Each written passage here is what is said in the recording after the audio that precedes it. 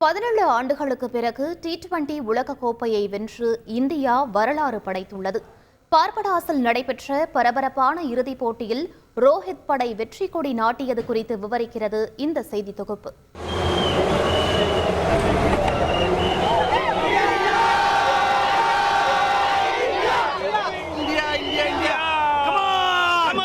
ஒவ்வொரு முறையும் இதயங்கள் நொறுங்கி போகின்றன, மனங்கள் ரணமாகின்றன.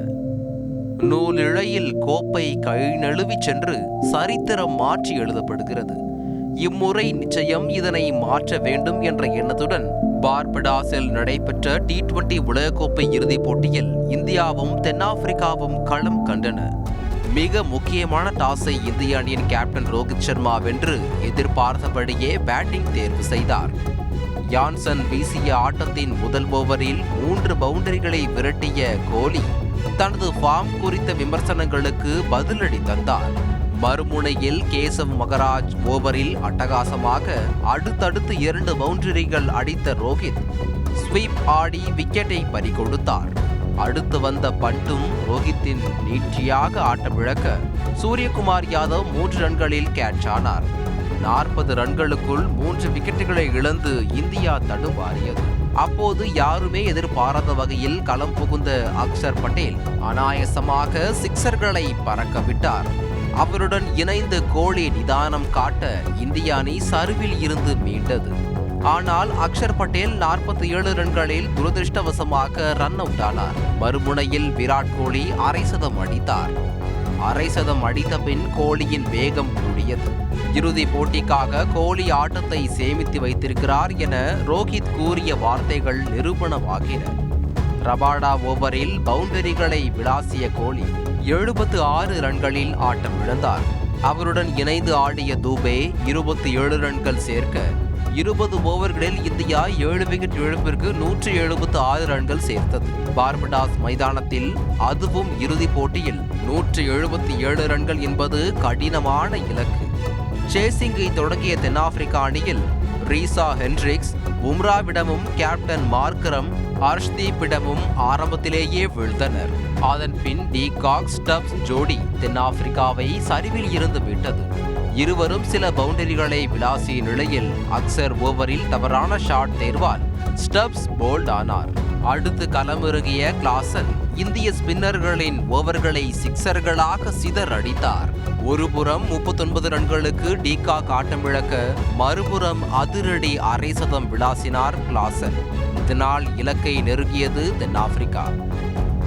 24 பந்துகளில் 26 ரன்கள் தேவை என்ற நிலை. இக்கட்டான நேரத்தில் ஹார்திக் பாண்டியாவிடம் பந்தை தந்தார் ரோஹித்.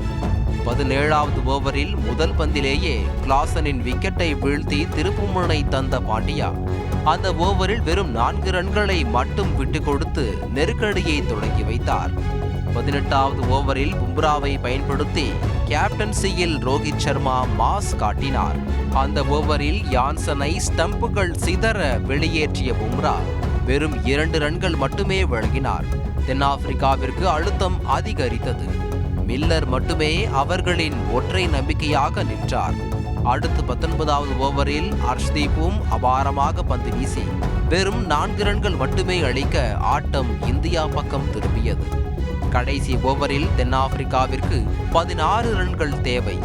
லோ ஃபுல் டாஸாக பாண்டியா வீசிய முதல் பந்தை லாங் ஆஃப் திசையில் மில்லர் அடிக்க எல்லை கோட்டருகே அனாயசமாக கேட்ச் பிடித்து ஒட்டுமொத்த கிரிக்கெட் உலகையும் சூரியகுமார் யாதவ் வியக்க வைத்தார். சூரியகுமார் யாதவ் பிடித்தது கேட்ச் மட்டுமல்ல, T20 உலகக்கோப்பையையும் தான். ஆம், அடுத்தடுத்த பந்துகளையும் அழுத்தமில்லாமல் பாண்டியா வீச 20 ஓவர்கள் முடிவில் தென்னாப்பிரிக்கா 8 விக்கெட் இழப்பிற்கு 169 ரன்கள் எடுத்தது. 7 ரன்கள் வித்தியாசத்தில் த்ரில் வெற்றி பெற்ற இந்தியா 17 ஆண்டுகளுக்கு பிறகு T20 உலகக்கோப்பையை வசப்படுத்தியது. ரசிகர்களின் நெடுநாள் ஏக்கம் தணிந்தது. 11 ஆண்டுகள் ICC கோப்பைக்காக ஏங்கி தவித்த இந்திய ரசிகர்களுக்கு விடை கிடைத்து விட்டது. கடந்த கால காயங்களுக்கு களிம்பு பூசப்பட்டு விட்டது. ரணங்கள் ஆற்றுப்படுத்தப்பட்டு விட்டது. மாபெரும் மீட்பராக மாறி மீண்டும் இந்தியாவிற்கு கோப்பையை கொண்டு வந்துள்ளார் ரோஹித் சர்மா. ஒன்றல்ல, இரண்டல்ல, 140 கோடி இதயங்களின் வெற்றி இது. செய்திகளை உடனுக்குடன் தெரிந்து கொள்ள உடனே சப்ஸ்கிரைப் பண்ணுங்க.